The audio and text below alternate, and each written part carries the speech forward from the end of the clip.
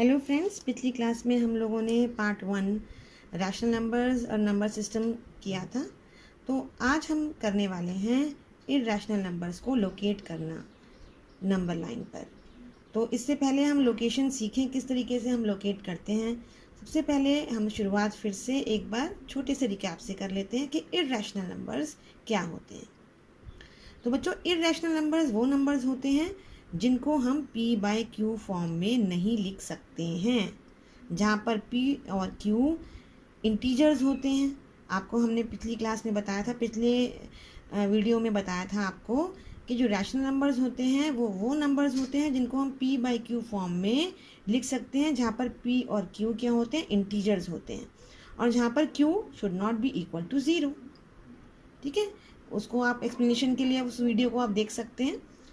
अब हम बात करते हैं इरैशनल नंबर्स की। इरैशनल नंबर्स वो नंबर्स जो कि रैशनल नहीं होते हैं, यानी कि जिनको हम p/q फॉर्म में नहीं लिख सकते हैं। तो बच्चों, ये इरैशनल नंबर्स को आपको मालूम है डिस्कवर किसने किया था? जी हाँ, उनको डिस्कवर किया था एक फेमस मैथमेटिशियन एंड फिलोसोफर ने, जिसका नाम था पाइथागोरस। तो पाइथागोरस ने, जो कि ग्रीस के रहने वाले थे, उन्होंने इन नंबर्स को डिस्कवर किया कि जो ये नंबर्स रैशनल्स नहीं थे, और इन नंबर्स को डिस्कवर किया गया around 400 BC। These numbers are called irrational numbers because they can not be written in the form of the ratio of integers. ठीक है, अब उन्होंने फिर ये पता लगाया कि किस तरीके से √2 इरैशनल नंबर है, और लोगों को ये सीक्रेट पता चला कि इरैशनल नंबर्स भी कोई नंबर्स होते हैं। चलिए, अब हम एक बार फिर से फॉर्मली इसकी डेफिनेशन बोल देते हैं। A number s is called irrational if it can not be written in the form of p/q where p and q are integers and q is not equal to 0। ठीक है,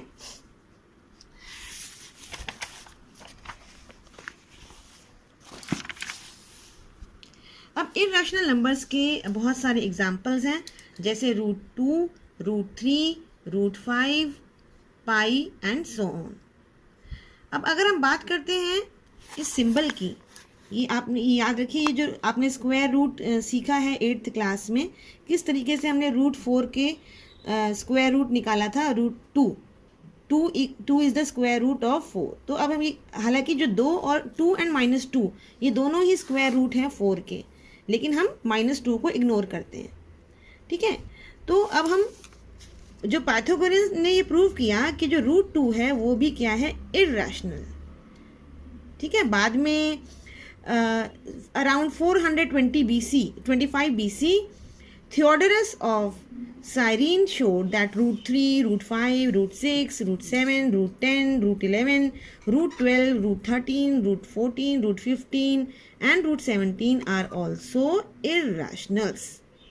ठीक है, और इनका प्रूफ इरैशनैलिटी का कि कैसे आप प्रूफ करेंगे, ये आपकी क्लास 10th में है। As to pi, it was known to the various cultures for the thousands of years. It was proved to be irrational by Lambert and Legendre only in the late 1700s। तो जहाँ तक कि पाई की बात है, ठीक है, बहुत समय तक, हजारों साल तक यही पता चलता रहा कि जो पाई है वो लोग मानते थे कि ये क्या है, पाई को क्या मानते थे कि ये रैशनल है, लेकिन बाद में ये प्रूव किया गया कि ये पाई भी क्या है, इरैशनल। ठीक है, तो ये हमने आपको रियल नंबर्स भी बता दिए थे कि रियल नंबर्स क्या होते हैं। एक तरह का ये बैग है जिसमें रैशनल और इरैशनल दोनों ही नंबर्स आ जाते हैं। तो रियल नंबर्स को हम डिनोट करते हैं कैपिटल्स R से, और जो रियल नंबर्स रैशनल भी हो सकते हैं और इरैशनल भी हो सकते हैं। तो अभी आ जाते हैं हम नेक्स्ट पर कि कैसे हम लोकेट करेंगे √2 को नंबर लाइन पर। तो एक बार मैं आपको एक्सप्लेनेशन बता देती हूँ और फिर हम आपको ड्रॉ करके भी दिखाएंगे। देखिए, ये नंबर लाइन हमने यहाँ पर ली है। नंबर लाइन के ऊपर हमने अब 1 इंच का ये हमने गैप रखा है। ठीक है, 0 से लेकर ये ए जो है ये 1 सेंटीमीटर का या इंच का एक यूनिट हमने लेंथ ले ली। ठीक है, अब उसके ऊपर हमने एक परपेंडिकुलर बनाया 1। अब आपको ये हमारा बन गया एक राइट एंगल ट्राइंगल। जैसे ही राइट एंगल ट्राइंगल की बात आती है तो पाइथागोरस थ्योरम आपको याद आ जानी चाहिए। पाइथागोरस थ्योरम में क्या कहती है पाइथागोरस थ्योरम कि यस बिल्कुल सही आपने बताया कि बेस स्क्वायर, पाइथागोरस थ्योरम क्या बोलती है,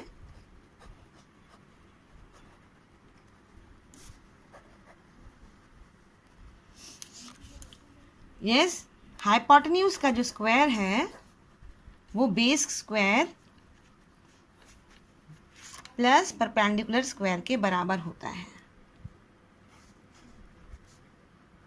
ठीक है, तो जब हमने एक ये लाइन ड्रॉ की है, 0 से लेकर ये 1 तक हमने ये लाइन ड्रॉ की है, ये नेगेटिव में भी आ जाएगा, इस तरीके से हमने ड्रॉ किया है। ठीक है, ये हमारी ये लेंथ हमने इसको मान लीजिए ए हमने नाम दे दिया। इसके ऊपर हमने एक परपेंडिकुलर ड्रॉ किया, ये भी एक वर्टिकल लाइन ड्रॉ की है, इसकी भी हमने लेंथ 1 ही ली है। ठीक है, तो हमारा ये बेस हो गया 1 यूनिट लेंथ एंड परपेंडिकुलर भी हो गया हमारा 1 यूनिट लेंथ। अब हम इन दोनों लाइंस को हमने ज्वाइन कर दिया। अब ये क्या बन गया हमारा एक राइट एंगल ट्राइंगल। इसको नाम दे दिए आपने, इसको बी नाम दे दीजिए आप। तो हमारा OAB क्या बन गया, एक राइट एंगल ट्राइंगल। तो राइट एंगल ट्राइंगल के ऊपर हमारी पाइथागोरस थ्योरम अप्लाई कर सकते हैं, यानी कि OB square is equals to OA square plus AB square. तब OB स्क्वायर क्या हो जाएगा, OA हमारा कितना है 1, मैंने बताया आपको 1 यूनिट लेंथ है। ठीक है, और AB भी कितना है 1, तो हो जाएगा 1 स्क्वायर प्लस 1 स्क्वायर। इसका मतलब क्या हुआ 1 प्लस 1 यानी कि 2। तो OB स्क्वायर हमारा हो गया 2। इसको हम लिख सकते हैं OB इज इक्वल टू √2। ये हमारी यूनिट लेंथ हो गई √2, ये √2। ठीक है, अब हम एक कंपास लेंगे। कंपास से अब हम क्या कर सकते हैं, कंपास से अब ये देखिए, अब ये मेजर करेंगे आप 1 सेंटीमीटर को, और हमने एक सर्कल ड्रॉ कर लिया। जब हमने ये कर्व ड्रॉ किया, अब सर्कल पूरा ड्रॉ करके हम देखेंगे, सर्कल पूरे ड्रॉ करिए।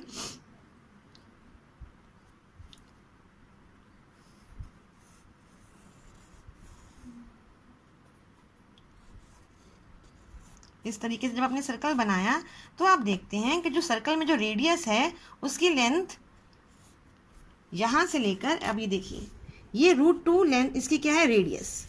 ठीक है, तो यहाँ से लेकर यहाँ तक जो पूरी ये लेंथ है ये पूरी √2 हो गई, क्योंकि हमें तो नंबर लाइन पर इसे इंडिकेट करना है ना, नंबर लाइन पे इसे इंडिकेट करना है। तो यानी कि ये जो लेंथ है जहाँ पर ये कट कर रहा है ये भी क्या हो गई √2, इसने √2 पर इसे कट किया, तो ये हमने रिप्रेजेंट कर दिया √2 नंबर लाइन पे। इस तरीके से हम सर्कल बनाकर, क्योंकि आप ये देखिए फिर से आप देख लीजिए ये हमने पूरा सर्कल ड्रॉ किया है, और 0 O एंड B जिसको हम 0 भी कह सकते हैं, O भी कह रहे हैं हम इसको, तो ये OB क्या है, एक हमारी रेडियस है सर्कल की। सर्कल की क्या है ये रेडियस, और इसकी वैल्यू क्या है √2। ठीक है, अब √2 जो है ये हमारी क्या हो गई रेडियस। तो लेकिन हमें इसे नंबर लाइन पे डिनोट करना है, तो ये हमारा √2 हमने इसे यहाँ पर शो किया, पूरा कर्व जहाँ पर आएगा ये √2 हो जाएगा। सिमिलरली हम अब √3 को भी दिखा सकते हैं एंड √5 को भी दिखा सकते हैं, दोनों ही तरीके। अब √3 को हम आपको दिखाते कि √3 को हम कैसे डिनोट कर सकते हैं कंस्ट्रक्शन मेथड कर। चलिए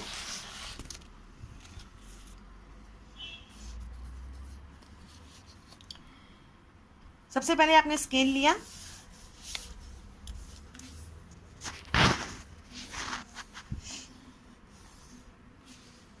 लाइन ड्रॉ की हमने,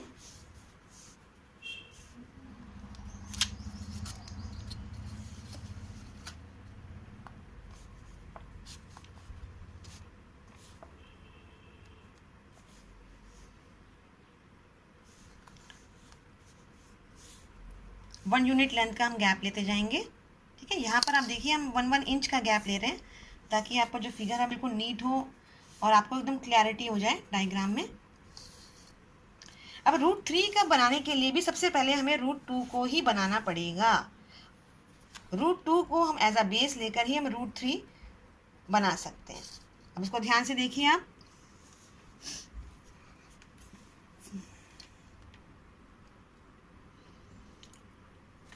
सबसे पहले हमने 1 को एज अ बेस लेकर हम एक परपेंडिकुलर ड्रॉ करेंगे।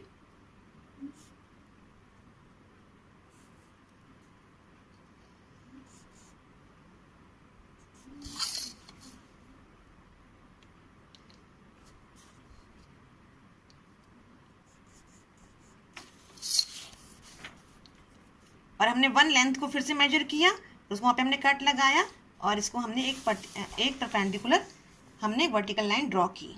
अब देखिए जहाँ पे हमने 1 को कट किया वहाँ से हमने इसको ज्वाइन कर दिया। अब हमारा बन गया एक राइट एंगल ट्राइंगल। ये देखिए,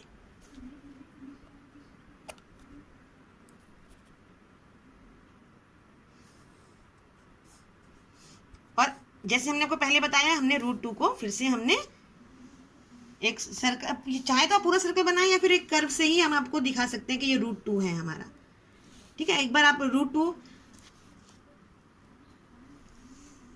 जब हमने बना लिया, अब हमने क्या करना है, इसे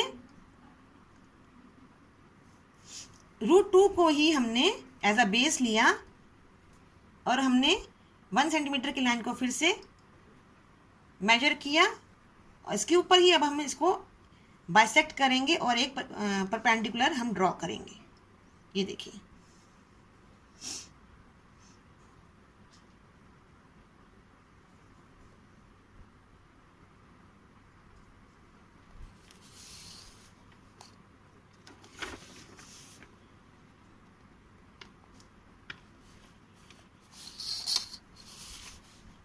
अब हमने फिर से जो हमारा स्टार्टिंग पॉइंट था इसको हम ओ नाम दे देते हैं।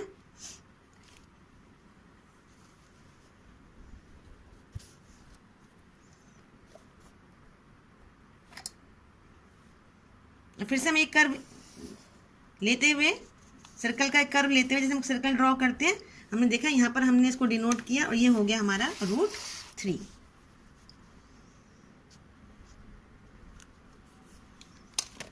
ये हमारा रूट 2 था।